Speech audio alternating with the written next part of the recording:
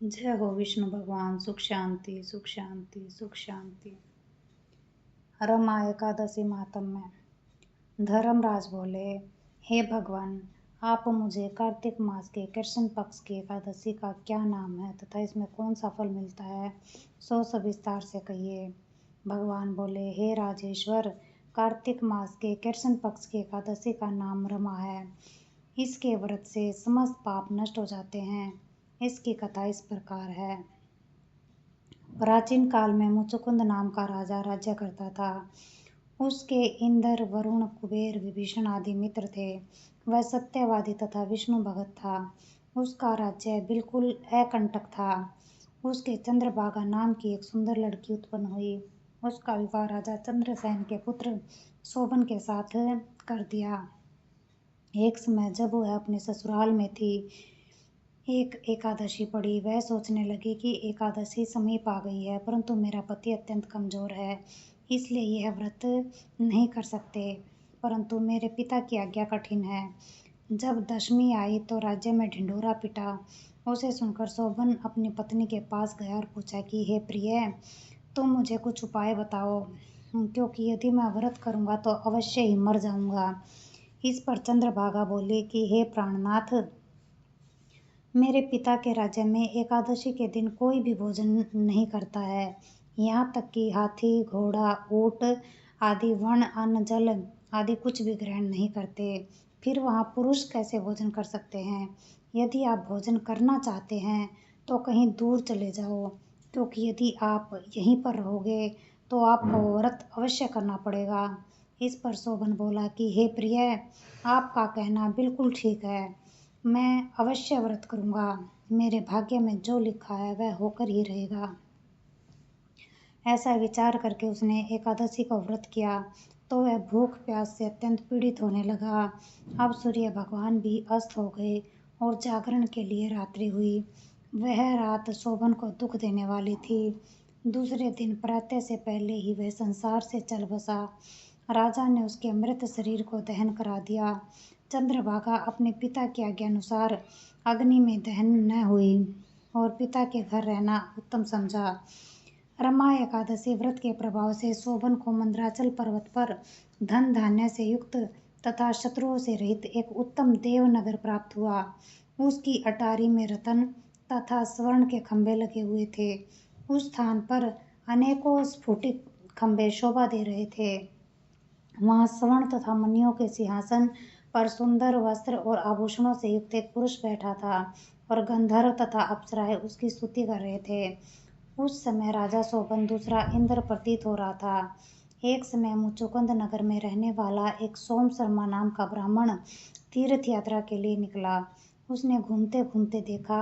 उस ब्राह्मण ने उसको अपने राजा का जमाई जानकर उसके निकट गया। राजा शोभन ब्राह्मण को देखकर आसन से उठ खड़ा हुआ और उसने ससुर और स्त्री चंद्रभागा की कुशलता पूछने लगा। सोम शर्मा ब्राह्मण बोला कि हे राजन, हमारे राजा कुशल से हैं और आपकी रानी चंद्रभागा भी कुशल पूर्वक है। अब आप अपना वृत्तांत बतलाइए। मुझे यह बड़ा आश्चर्य है कि ऐसा विचित्र और सुंदर नगर, जिसको ना तो मैंने कभी सुना और ना कभी देखा है, आपको किस प्रकार प्राप्त हुआ। शोभन बोला कि हे ब्राह्मण, यह सब कार्तिक मास की रमा एकादशी के व्रत का प्रभाव है। इसी से मुझे यह अनुपम नगर प्राप्त हुआ है, परंतु यह अस्थायी है। इस पर ब्राह्मण बोला कि हे राजन, यह अदुख क्यों है और दुख किस प्रकार का को हो सकता है, सो आप मुझे समझाइए कि आपके कहे अनुसार ही करूँगा। आप इसमें किंचित मात्र भी झूठ न समझे। शोभन बोला, हे ब्राह्मण, मैंने श्रद्धापूर्वक व्रत किया था, उसके प्रभाव से मुझे यह नगर प्राप्त हुआ है, इसलिए मैं इसे अस्थायी मानता हूँ। यदि तुम इस वृत्तांत को राजा मुचुकुंद की पुत्री चंद्रभागा से कहोगे तो वह इसको स्थायी बना सकती है। ब्राह्मण ने वहां से आकर चंद्रभागा से समस्त वृत्तांत कहा। इस पर राजकन्या चंद्रभागा बोली कि हे ब्राह्मण, आप क्या वह सब वृत्तांत प्रत्यक्ष देख कर आए हैं या अपना सोपन कह रहे हैं। इस पर ब्राह्मण बोला कि हे पुत्री, मैंने तेरे पति शोभन को और उसके नगर को प्रत्यक्ष देखा है, परंतु वह नगर अस्थिर है।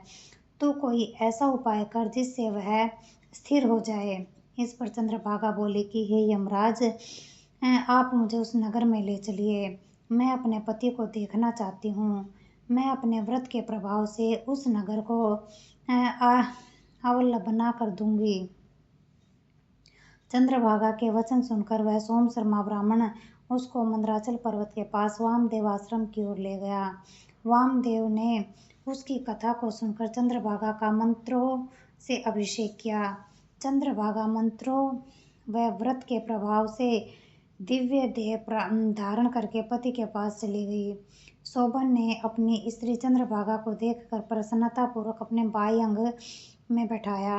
चंद्रभागा बोली, हे प्राणनाथ, अब आप मेरे पुण्य को सुनिए।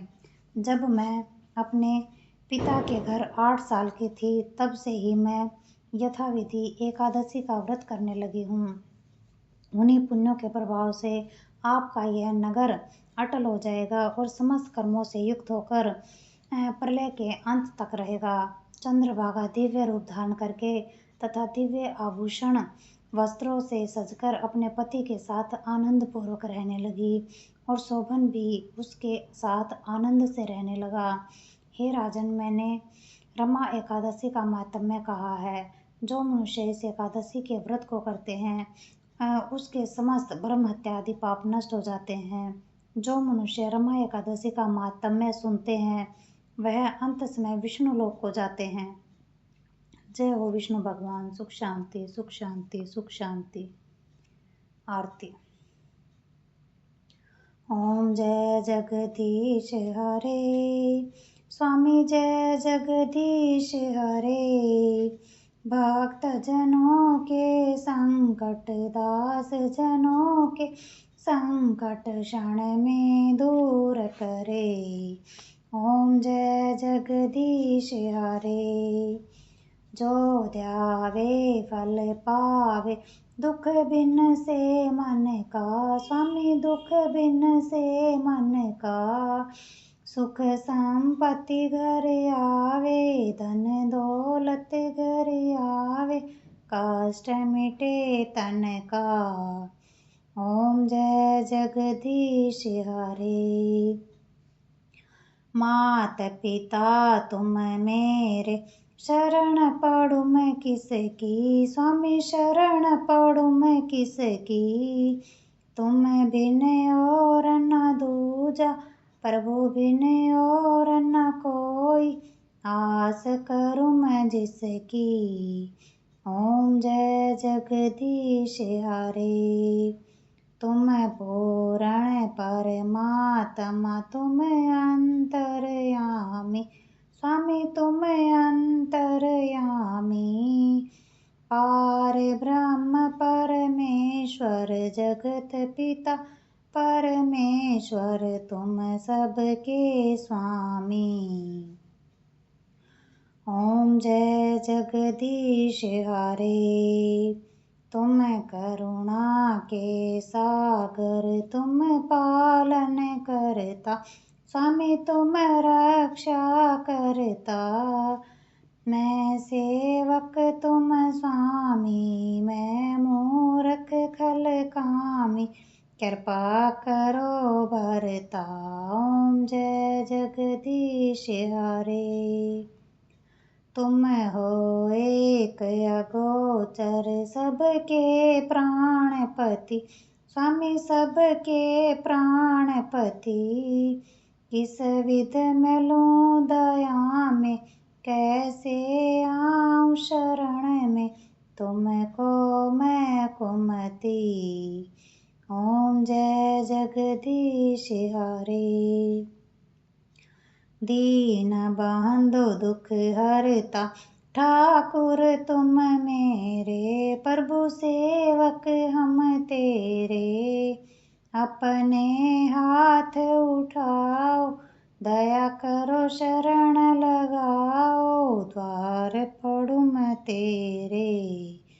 ओम जय जगदीश हरे।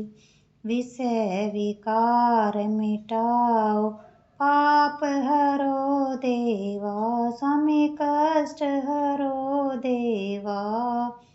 श्रद्धा भक्ति बढ़ाओ, श्रद्धा प्रेम बढ़ाओ, संतन की सेवा। ओम जय जगदीश हरे। तन मन धन सब कुछ है तेरा, स्वामी सब कुछ है तेरा। तेरा तुझको अर्पण, प्रभु जी का प्रभु को समर्पण, क्या लागे मेरा। ओम जय जगदीश हरे। श्याम सुंदर जी की आरती जो कोई जन गावे, स्वामी प्रेम सहित गावे। कहत शिवानंद स्वामी, भजो हरि हर स्वामी, मन वांछित फल पावे। ओम जय जगदीश हरे। ओम जय जगदीश हरे। स्वामी जय जगदीश हरे। भक्त जनों के संकट, दास जनों के संकट, क्षण में दूर करे। ओम जय जगदीश हरे। जय हो विष्णु भगवान। सुख शांति, सुख शांति, सुख शांति।